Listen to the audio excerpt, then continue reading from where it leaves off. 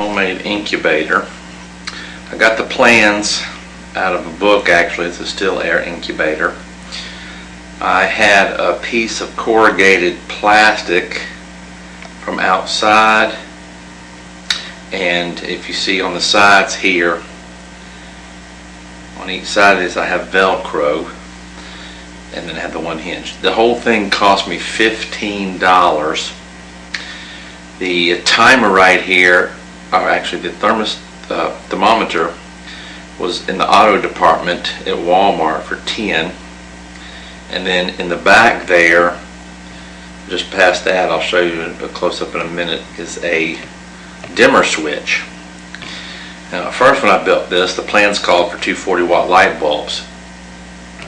Well, the 40-watt light bulbs were giving me, they were making an easy bake oven, and you didn't want that. So I put two 25-watt light bulbs in there, and even the maximum temperature in there is 106. So that's why I had to put the dimmer switch in there to lower the temperature down. But anyway, this little thing works good. The reason I did this, as you can see the dimmer switch right there in the back. And of course those are just two clamp lights that I caulked it on the side. The reason I did this is I have, let's see if we can get two eggs inside here. And one of them right here is starting to peck through. And again, this is just like a little experiment. Underneath the thing, I've got a pie pan full of water to give the humidity that it needs. But I was real surprised at this. I think Suzette was surprised when the thing would hold about 20 eggs. She goes, no. I said, yeah, this thing's pretty big. Or big enough, I should say. Got the vent holes on each side of it. But we're expecting that thing to pop out probably maybe later on this afternoon. If not, tomorrow.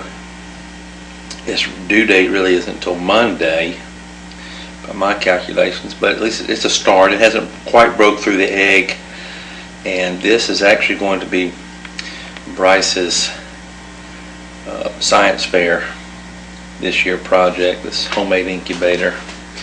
But this thing has turned out more than I could ever imagine. I mean, it's kept a nice steady temperature, and the humidity. I have to at least once a week put a lot more water in the bottom of that pie pan. So this thing's worked out pretty good, and just as soon as it hatches, I'll be giving an update on that, probably within the same clip.